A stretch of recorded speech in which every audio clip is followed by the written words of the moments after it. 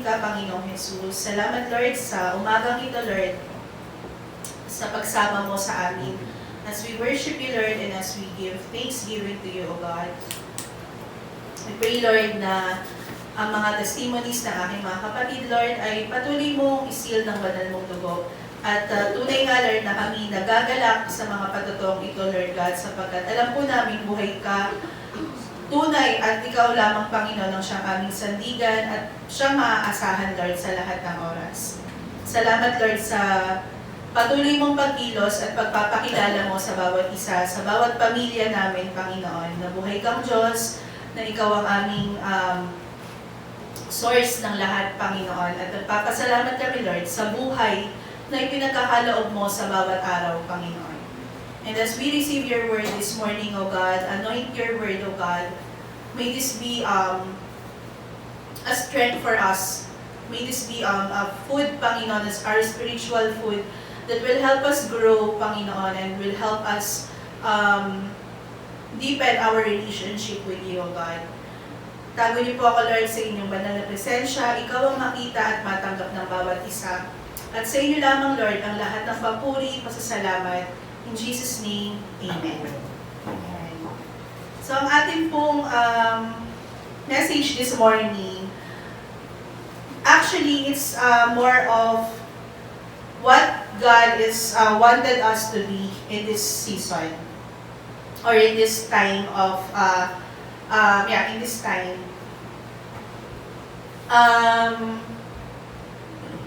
Sinasabi dito ng Panginoon na tayo po ay merong role, meron tayong ginagampanan or gagampanan from the time na tinanggap natin ang Panginoon. Do you believe na tayo po ay mga follower of Jesus? Amen. Yes, we are followers of Jesus.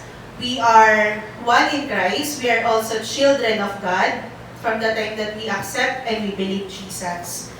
And we are also servants of the Lord. Marami tayong roles, no? Marami tayong pwede mong masabi na gagampanan mo or ipinagagawa sa atin ng Panginoon. This message of the Lord, just a brief background. Last November, when the Lord tells me na ito yung magiging message niya, pagpasok nitong second Sunday of January, as He used me, and it's an opportunity na magamit ng Panginoon. Ngayon pong panahon, no, lalo may mga bata din dito, we are in the digital world, tama po ba yan? Basta we are in the digital age. We are exposed sa mundo nga ng internet, sa mundo ng mga social media platforms. Yan. So tayo po, mansabi po ba natin, or meron po ba tayong papel or role sa social media platforms na ito? Do you think? Isa lang? Yes, di ba? Meron tayong roles. And dito nga po, ano po ba yung mga social media platforms? Sige, ano-ano po ba yun? Di ba? Sino dito merong Facebook? Yan, almost lahat naman ata may Facebook, no? May Instagram. Wala. Yung iba meron, iba wala. I think Twitter. Wala nun. Pero yun din, isa sa mga social media platforms. Ano pa? YouTube. TikTok, no? YouTube. Mga may YouTube account, ganyan. So, those are social media platforms. At ang tawag po sa mga taong gumagamit or mga taong exposed dito, or sabihin na natin, in this last 2 years, or kahit bago pa pumasok yung pandemic, they are called influencers. Yan. So, narinig din na po yung tinatawag na influencers. Yan, mga vloggers, mga well-known sa iba't ibang social media platforms. Tinatawag silang influencers. And sometimes, meron ding mga hiring, no, na tinatawag. Minsan kasi pagka kasali ka sa mga iba't ibang page. Kunyari, ako, meron akong join sa mga BPO or ibang-ibang mga work-related na job posting. Meron doon mababasa ka na looking for influencers, social media influencers. And it's so in demand kasi nga halos lahat ngayon ay nakatutok sa internet, halos lahat ngayon hindi na masyado kagaya ng dati na iisa lang yung source na papanoorin mo ng TV, yun lang yung pinakamahukuhanan mo ng mga source ng balita or source ng advertisements or entertainment.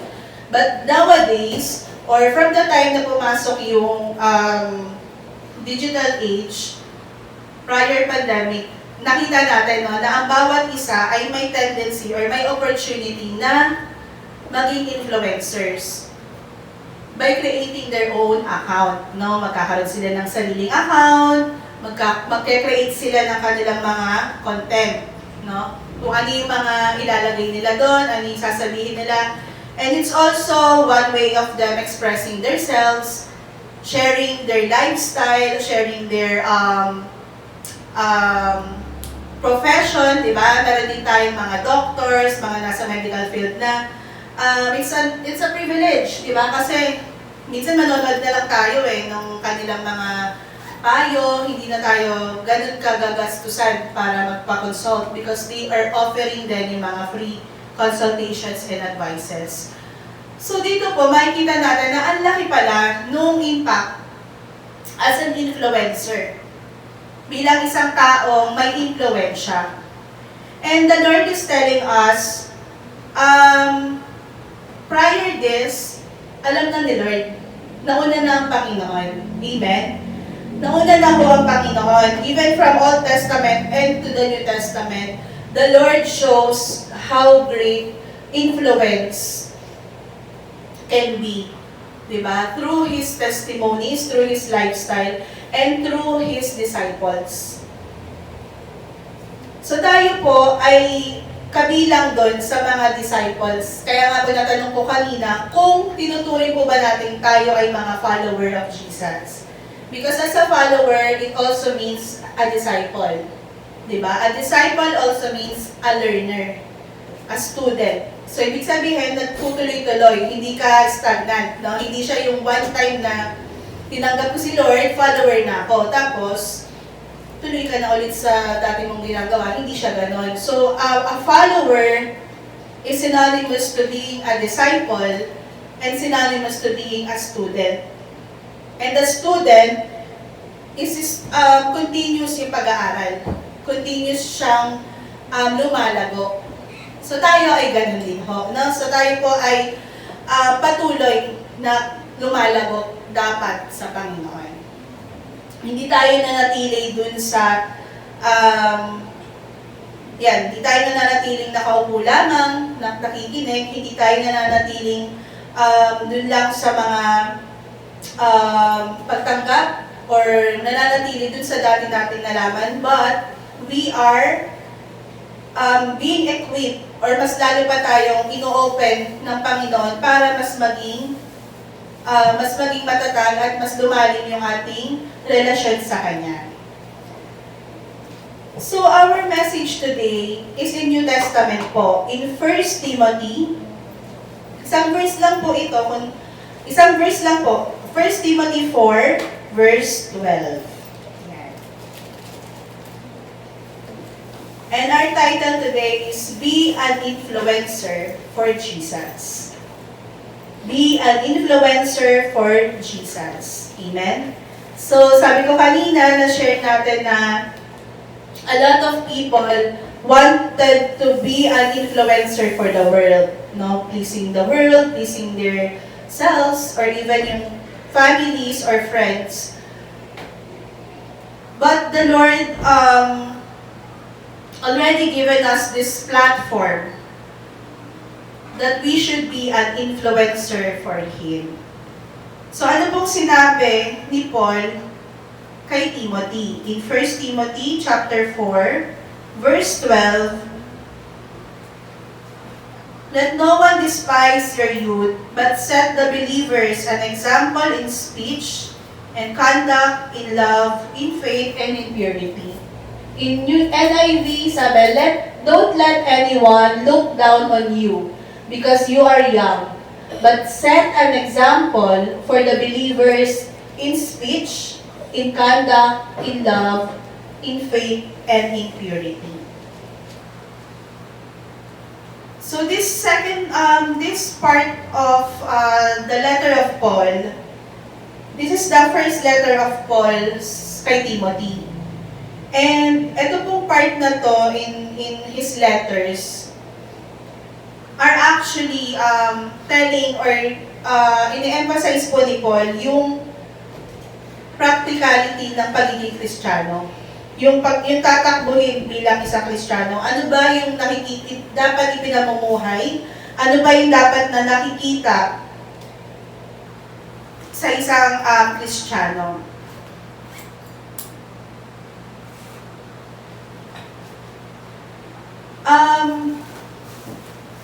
Grabe po yung background ng loyalty ni Timothy kay Paul. So alam po natin si Paul ay apostle of Jesus, and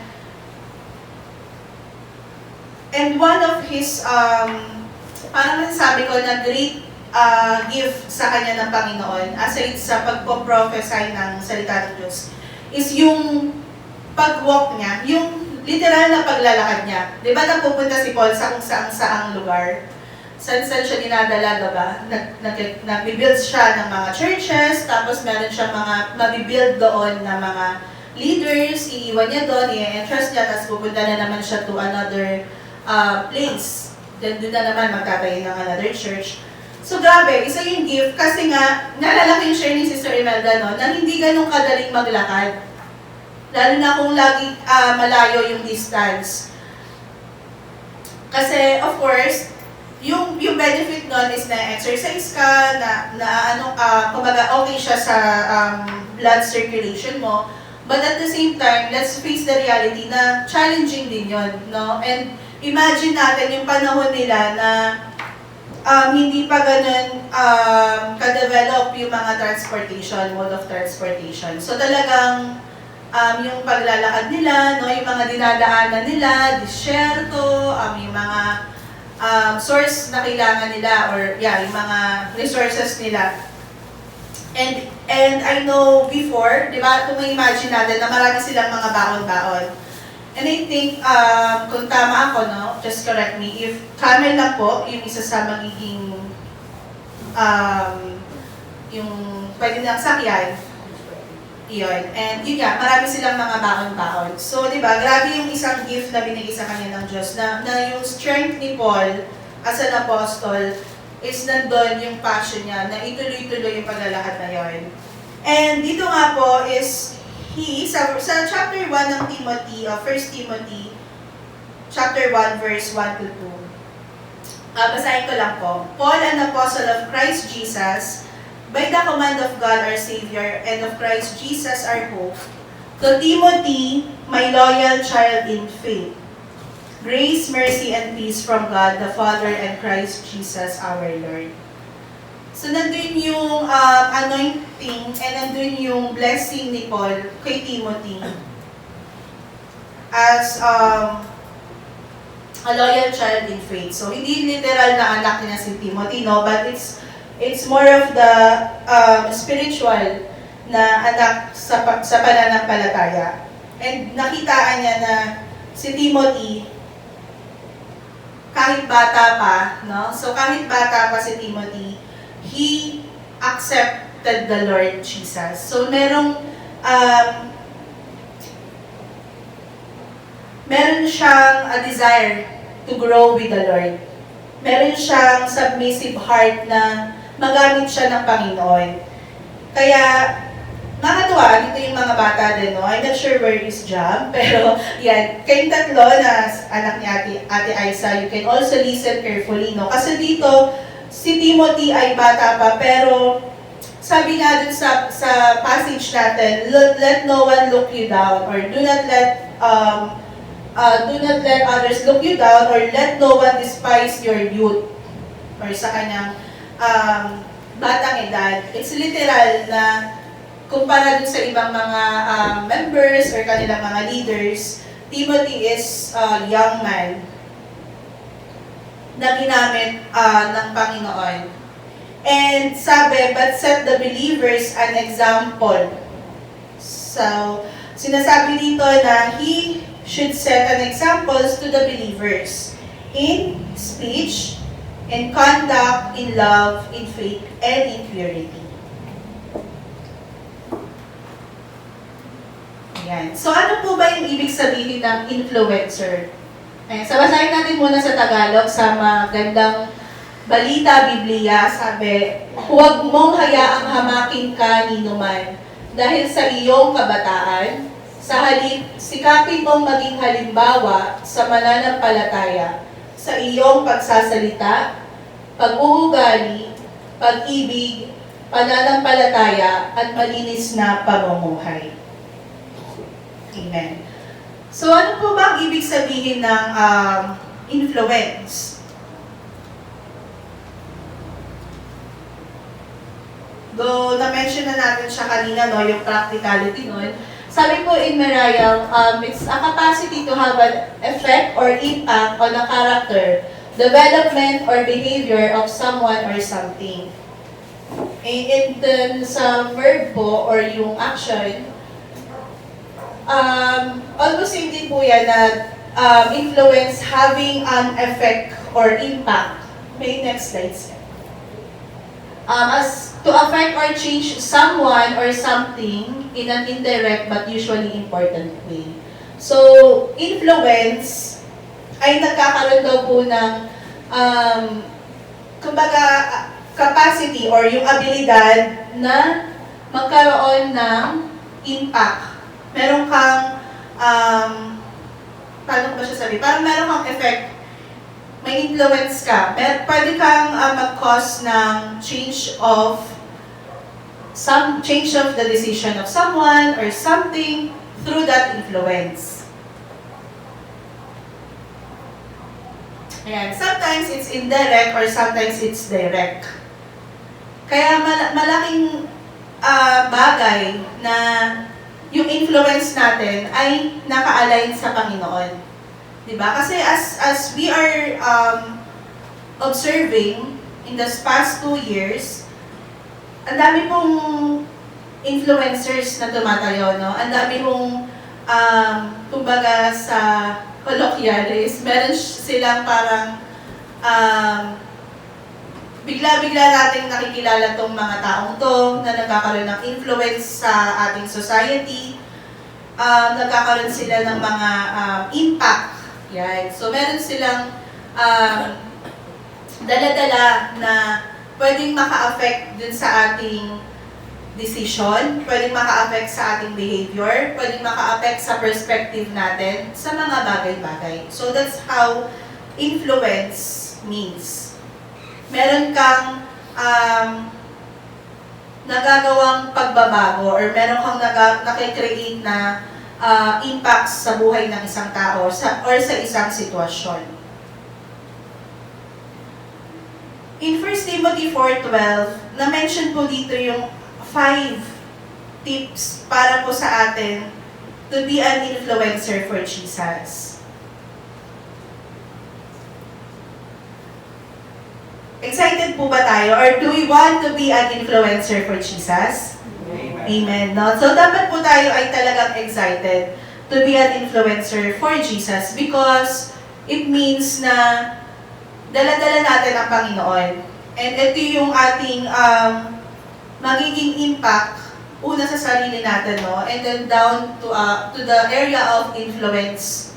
Ibig sabihin, kung saan tayo dinadala ng Diyos, di ba? Kahit Ate Aiza, pag travel, di ba? You are bringing the light. You are bringing with you Jesus. And you can create that impact sa mga taong nakakasalamuhan natin. And to each of us, di ba? Kung saan man tayo dinadala ng Panginoon, we must be an influencer for Jesus.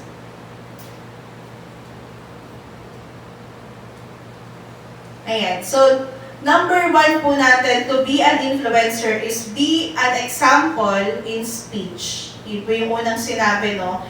Si Timothy, must set the believers, he must set to the believers an example in speech. So ano po yun? Speech or yung pagsasalita?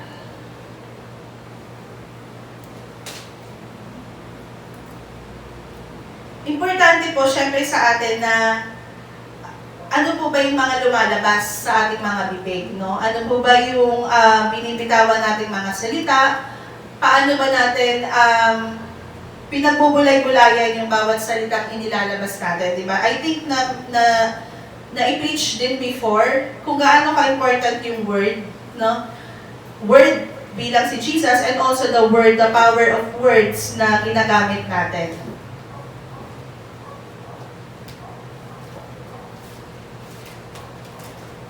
In Ephesians po, chapter 5, verse 4, this is also a letter of Paul. In Ephesians 5, verse 4, sabi po dito, entirely out of place is obscene, silly, and vulgar talk. But instead, let there be thanksgiving. In Ephesians 4, verse 29,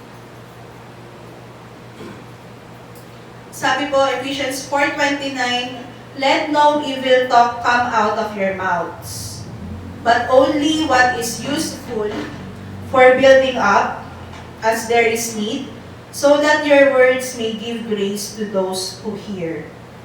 In other version po sabi, do not let unwholesome talk come out of your mouth, but only what is helpful for building others up according to their needs, that it may benefit those who listen.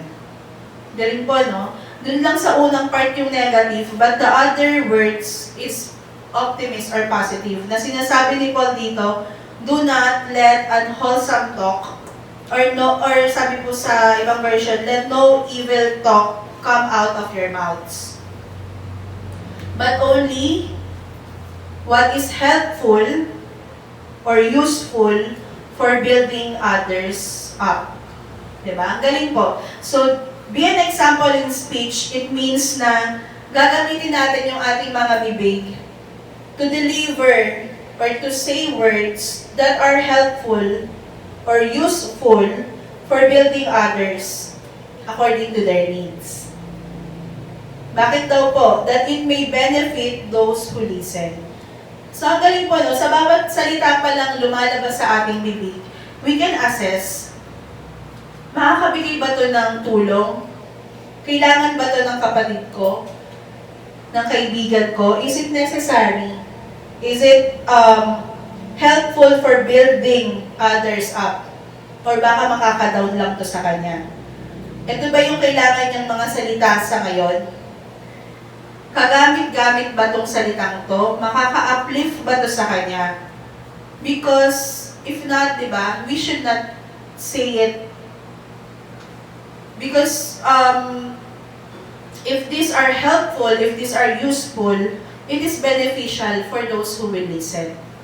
So, magkakaroon siya ng gamit, magkakaroon siya ng purpose, at yung makikinig, yung tatanggap nun, magiging, yun nga, kagamit-gamit sa kanya, beneficial para sa kanya yun.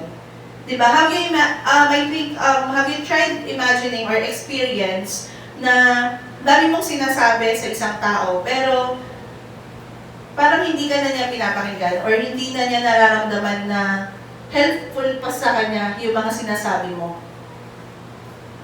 And tendency nun is you are creating barriers, di ba? Na parang ayoko nang pakinggan tong taong to, parang instead na na-uplift ka, is nadadown ka. No, nako-condemn ka, ganyan, or mas nasisira lalo yung araw mo. Di ba? Yung plans mo is i-share mo to sa kanya para gumaan yung burdens mo, di ba? And in return, you are expecting na magiging beneficial yung conversation nyo, but hindi yun yung nangyari. So, hindi yun yung nais ng Panginoon. Being an influencer for Jesus, we must be an example in speech sa ating pagsasalita. So, familiar naman po tayo, no, sa mga evil talk, sa mga unwholesome talk, kasi we are in Jesus I think makaka-relate po ang bawat isa no, na merong convictions of the Holy Spirit. Kapag sa bawat pagsasalita mo or bago mo pa i-deliver, when you pray na Lord, ano in these words and I'm asking for the Holy Spirit to guide me, nandun i-guide ka naman. Kasi nga, sometimes, di ba, out of our emotions, out of our situations, nakakapagbitiw tayo ng mga pangit na salita or yung nature natin bilang tao lumalabas doon. Kaya tinutulungan tayo dito na being an influencer for Jesus, we must be an example in our speech. Sa pagsasalita pa lang. And again, hindi po to overnight, lalo na kung ikaw yung isang tao na na-expose ka sa pamilya na mas, kumbaga hindi maayos yung salitaan, di ba? Yung mga taong na-expose sa kalsada na puro masasakit or masasapang salita yung naririnig nila. Pag ikaw yung isang taong exposed sa mga bad influences, of course, maintindihan mo, di ba, na hindi kung tayo nga, di ba, na hindi tayo exposed doon, meron pa tayong mga times na nakakapagsalita tayo ng pangit na salita or hindi nakakatulong. What more sila, no, na na-expose sila at yun yung naging buhay nila, na akala nila is normal na sa kanila yon. So we can pray also for them. Because, alam niyo po, before we proceed on other pointers, ito pong be an influencer for Jesus should come naturally. Yun yung tatandaan ho natin, no? Hindi ho dapat tayo ma-pressure. Ala, Debs, nakaka-pressure naman yung message mo today. Kailangan namin maging influencer for Jesus. Paano yun? Hindi naman ganun kaganda yung pagsasalita ko, hindi naman ako, kumbaga, hindi naman ako ganun kaalam sa Bible, hindi naman ako ganun kagamit-gamit pa ni Lord. So, nape-pressure ka, di ba? Hindi siya ganun. When we ask the Lord, and it's the Lord who will help us and who will cultivate those things within us. Kasi it should come naturally. It should come naturally. Okay, next. Be an influencer for Jesus is we must be an example in conduct. Doon pa rin po sa passage natin. Number 2 is be an example in conduct. That is pag-uugali.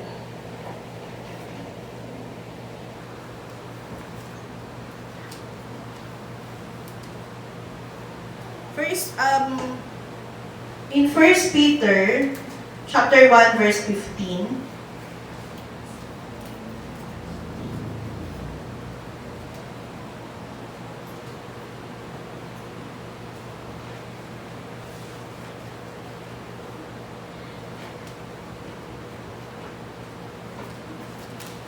sabi po sa 1 Peter chapter 1 verse 15, instead, as He who called you is holy, be holy yourselves in all your conduct.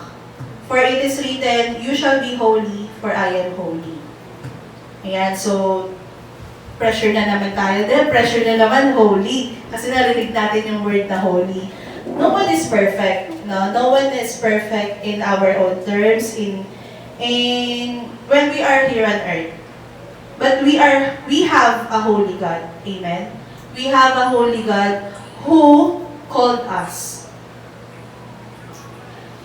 And as He called us for being holy, we must be holy in all our conduct. Sa ating pag-uugali. Paano yun, Deb?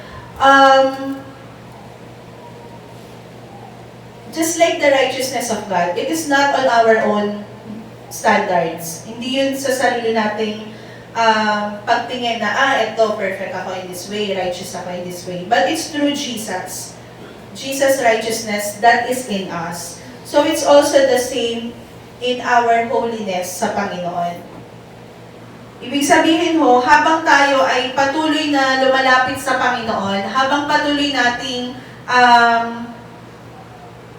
inaalaw siyang kumilos sa buhay natin, patuloy tayong binabago ng Diyos. Patuloy nababago yung pag-uugali natin, di ba? yung perception natin sa mga bagay-bagay, yung decision making natin, yung mga emotions natin, yung maraming bagay na nababago sa atin. So, be an example in conduct doesn't mean na, ay, kailangan muna, kailangan muna maayos yung pag-uugali ko bago ako makapag-influence or to be an influencer for Jesus. Kailan po yun? Diba? Meron po ba tayong time? Kailan po mangyayari yun bago ka magamit ng Panginoon? Because this, telling us na it's an everyday life. Sabi ko nga po kanina sa inyo, we are a student. So, patuloy tayong nag-aaral. Patuloy tayong binabago ng Diyos.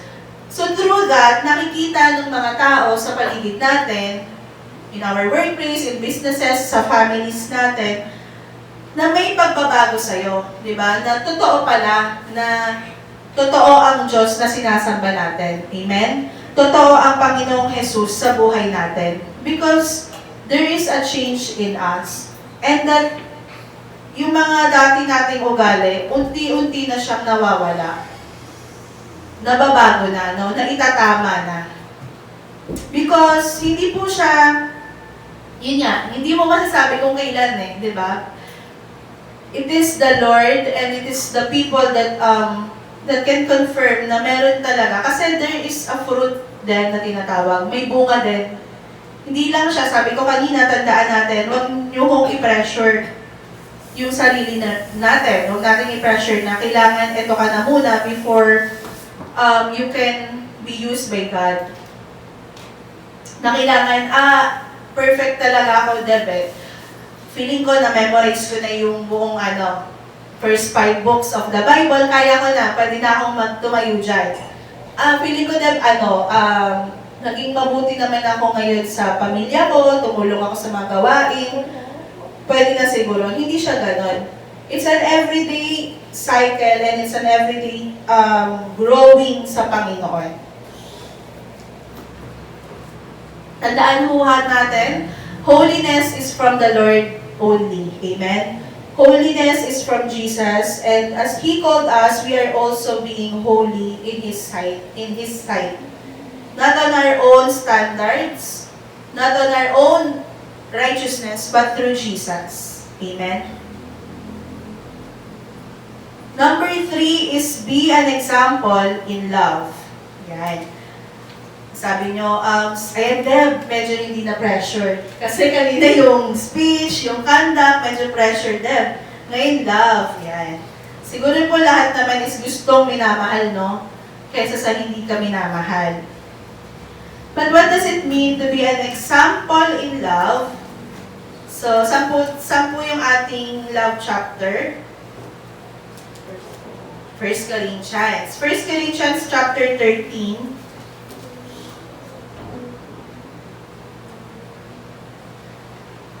Verse 4 to 8, no? Sabi po dito that the love is patient, love is kind, love is not envious or boastful or arrogant or rude. It does not insist on its own way. It is not irritable or resentful. It does not rejoice in wrongdoing, but rejoices in the truth. It bears all things, believes all things, hopes all things, and endures all things. But prior to that, in verse 2 to 3, bago yung verse 4 in 1 Corinthians 13, sabi po dito, and if I have prophetic powers and understand all mysteries and all knowledge, and if I have all faith, so as to remove mountains but do not have love, I am nothing. If I give away all my possessions, and if I hand over my body so that I may boast, but do not have love, I gain nothing. So it's an important thing in demonstrating love. Actually, we cannot demonstrate talaga love on our own standards then, on our own way. Because sabi nga po dito, kahit akala natin that we are knowledgeable now, we have this faith in the Lord, we can even prophesy, we can even do good things or good deeds, but you don't have love, di ba? Wala din. You gain nothing. And I am nothing, di ba? We are nothing without love. So, if we are unable to demonstrate Jesus, who is love, Jesus, nothing else we say or do matters. Ibig sabihin, kahit na maganda yung mga sinasabi nating salita, yung tingin ng mga tao, maayos yung pag-ugali natin, but deep inside, there's really no love, then it is nothing. Alam ng Panginoon ang bawat details of our lives. Alam niya kung anong laman ng puso natin. Alam niya yung inner motive natin. No? So kahit sabihin mo na kumbaga ang Panginoon, nalalaman niya yung inner motive natin, yung motibo natin sa mga gagawin natin. And it's just a reminder that love, Jesus, should really be in us, no? For us to demonstrate and for us to do and be a great example as an influencer. Yun talaga, love is, because it endures all things, sabi nga, it endures all things, it hope all things. Kaya tandaan natin, no, nire-remind din tayo, I think, nila Pastor, nila Sister Wen, na through the grace of God, we are able to do it. Because we really can't do it on our own. And we really can't tell anyone or tell ourselves na, Lord, I think meron akong love. Kasi this time, naging patient ako, ganyan. Hindi siya sa ganung paraan, but it's more than that because the Lord knows nga po kung ano yung mga inner motive natin. And i-allow lang po natin na yung pagkilos ng Panginoon ay patuloy sa buhay natin. Next po is our be an influencer for Jesus. We must be an example in faith sa ating pananampalataya. So, being an example of someone with faith is more than believing God exists. In Hebrews 11, verse 1,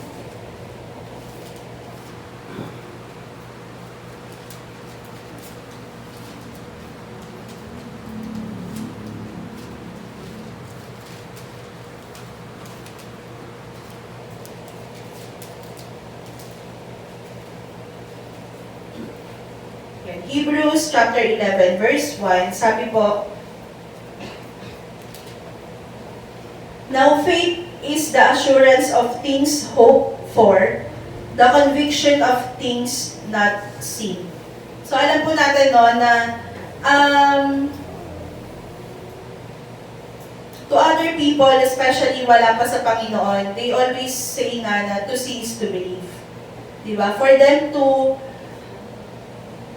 also grasp or parang paniwalaan ka, they want something na makikita nila. Kaya sinasabi nila, to see is to believe. But for us Christians, we know na we believe and we see. Diba? We believe to see.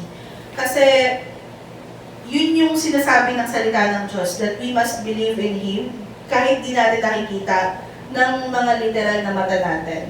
But for those people around us, to be an influencer is by an example in our faith. So paano yun? Ganun pala yung mga nasa mundo eh. They want to see before they will believe. So therefore, tayo bilang mga Kristiyano, dapat nakikita sa ating buhay. Kasi from the time na tinanggap natin ang Panginoon, whether we like it or not, whether we accept it or not, lahat ho talaga ng tao, whether families, friends, co-workers, iba ho yung tingin nila sa atin. Naniniwala po ba tayo dyan? Amen. Meron silang para bang standards or ibig sabihin, alam nila na pag sinabing Christian, there's a higher level. No? There is a higher standards in the way of living. Kasi they know, though they don't accept yet, they don't believe yet, but they know that Jesus can do something. Na ibig sabihin, pag yan ay, kung ang Diyos niya ay ang Panginoong Jesus, may something, may mababago, may mangyayari.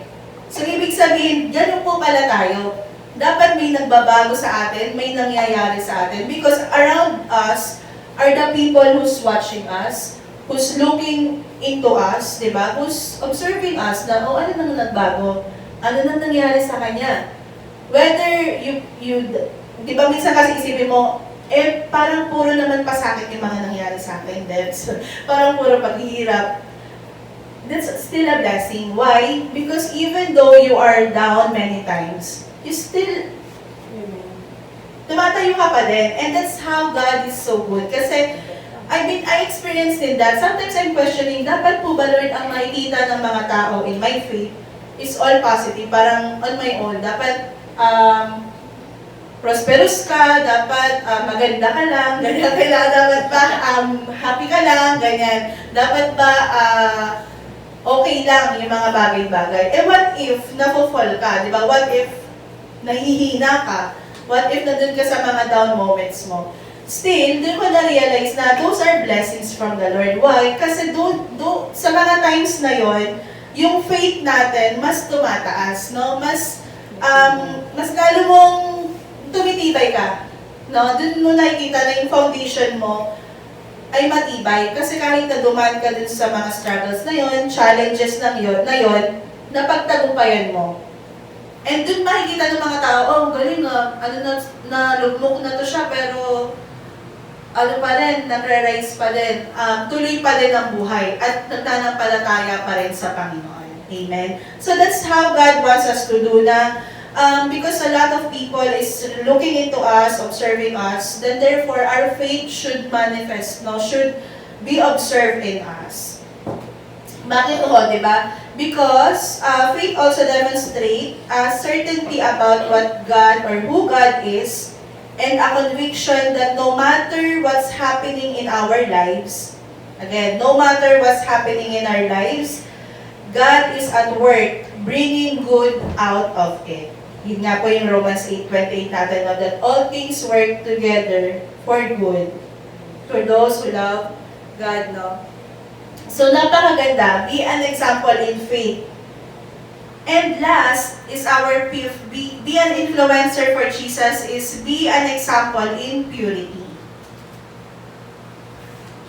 Kadalisayan or purity. Ang sabi po dito in Colossians 3 verse 5,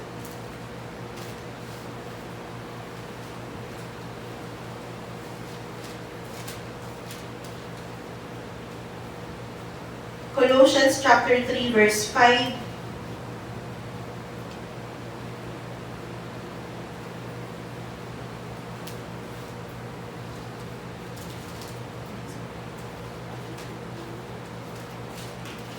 Colossians 3 verse 5, sabi po, for,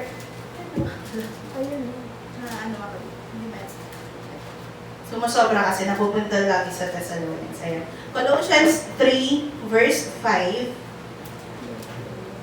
sabi po, put to death therefore whatever in you is earthly. Fornication, impurity, passion, evil desire, and greed, which is idolatry. Ayan. So, be an example in purity.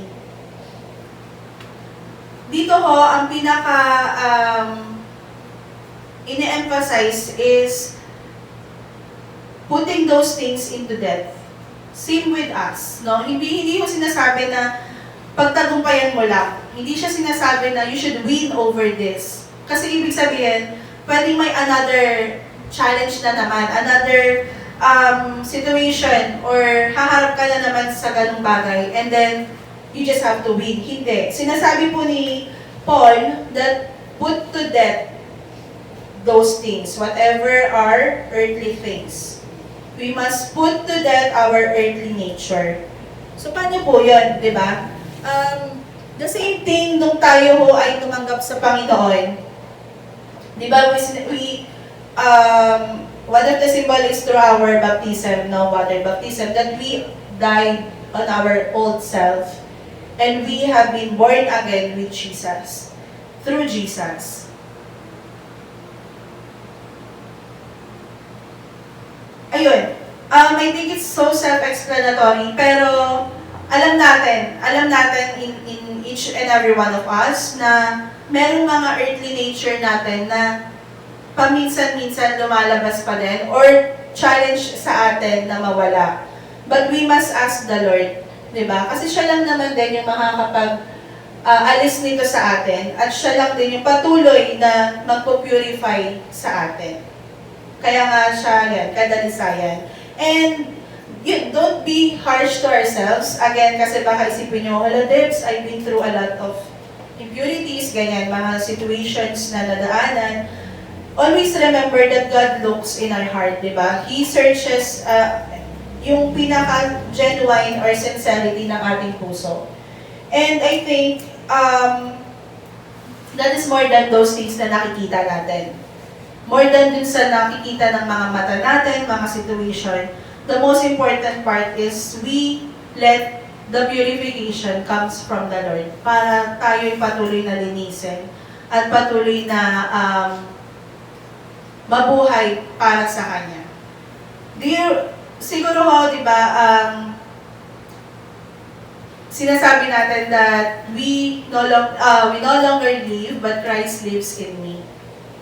Yun, isa yun sa pali natin panghawakan, na before we make, or kapag may mga temptations, may parang bumubulong, merong nag-a-attract sa atin dun sa mga earthly nature, we can hold on to those promises and to those declaration, those words that it is no longer I who lives, but Christ lives in me. So therefore, si Lord yung kikilos sa atin.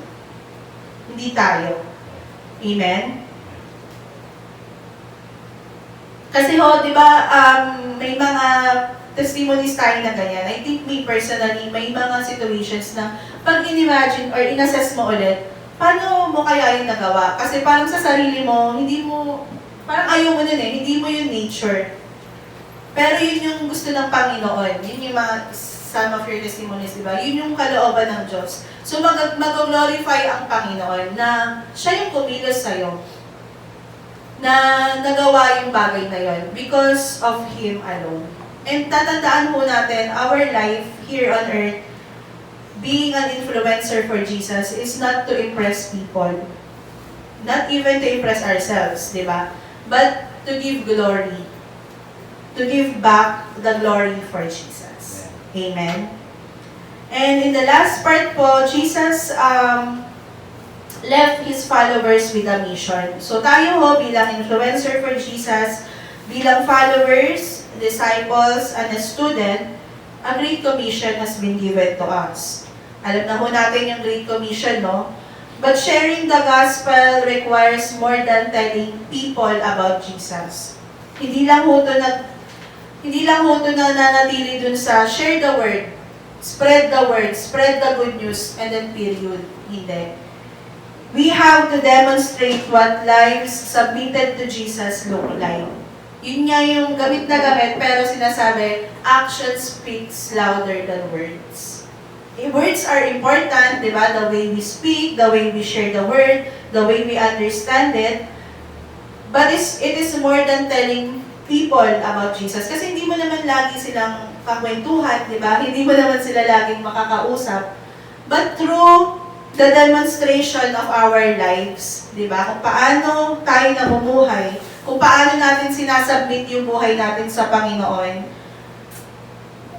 that's what God also wanted us to bring with us as we go being an influencer. We're not trying to be perfect, but we are to remember that we are on display. Yun nga po. Ibig sabihin, we are displaying Jesus in our lives. So, ibig sabihin, buong mundo nakatingin sa atin.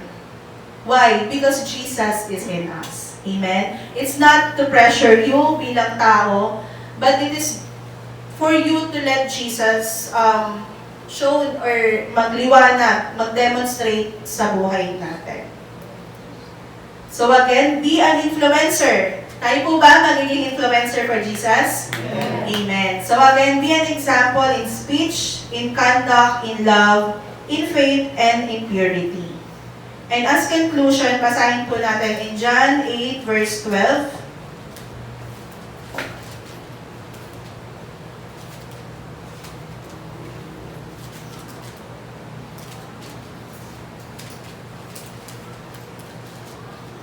John 8 verse 12, sabi po, again, Jesus spoke to them, saying, I am the light of the world.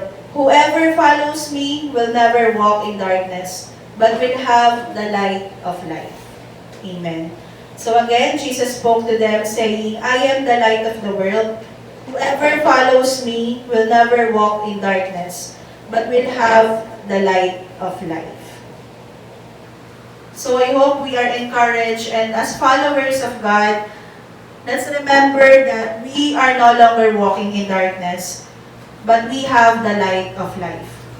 We have the light of life, which is Jesus. Amen. Let's pray. Hallelujah, Lord God. Thank you, Lord, for your wonderful message this morning. Thank you, Lord, for reminding us and helping us, Lord God, to be an influencer for you. Be an influencer for you, Jesus Christ. In these times, Panginoon, na ang dami pong mga influencers and influences in this world that may disturb us or may caught us, Panginoon, away from you. Our prayer, Lord, na help us, Lord, guide us, na maging align kami, Lord, to your plans, to your wills, to your will, O God. Maging align kami sa pinagagawa mo, Panginoon. Because we know, Lord, that you have a great plan for each and every one of us. We submit our lives to you, Lord God. We surrender every areas of our lives, Lord God. We cannot do this on our own, but only through you, Jesus, who gives us strength daily, who gives us wisdom daily, who provides for all our needs, who sustains us, who protects us, who gives us good health, who gives us joy, who gives us everything that we need. Kaya Lord, help us, Lord, that we continue in this race, carrying you in our lives, and giving back all the glory only for you, Jesus. Help us, Lord, na as we walk in this journey, we may able to use this platform beneficial for your people, O God. We are privileged, Lord, to be called your children. We are privileged to call you Father. And nawa, Lord, i-enjoy namin yon. Gamitin namin, Lord, yung mga privilege na binigay mo. Because we know that a Christian life is truly a joyful life. Through our challenges, Lord, through our ups and downs, you are there. And through enough, Lord, you have proven yourself faithful and true to us. Buhay kang Diyos at patuloy kang kumikilos mula pa noon, ngayon at magpakailanman. Kaya Lord, nawa ang bawat isa, Lord, ay patuloy na ma-excite sa mga gagawin mo. Patuloy kaming lumakas, Panginoon. Patuloy kaming maging influencer, especially at this time of pandemic, Panginoon. We will be an influencer for you, Jesus, carrying your light, carrying hope, Panginoon, giving, Panginoon, yung mga pinagagawa mo sa amin, O God. Kaya, Lord, salamat, Lord, sa opportunity na ito. Ikaw ang patuloy na maitaas sa aming buhay. Ikaw ang patuloy na mag-glorify, O God. And I know one day, Lord, you are proud. I hope, Lord, that you are proud for each and every one of us. We thank you, Father, and we are so blessed, Panginoon, to receive your word, to receive your love, Panginoon. Salamat, Panginoon. To you all the glory, honor, and praises. In Jesus' name, amen. Amen.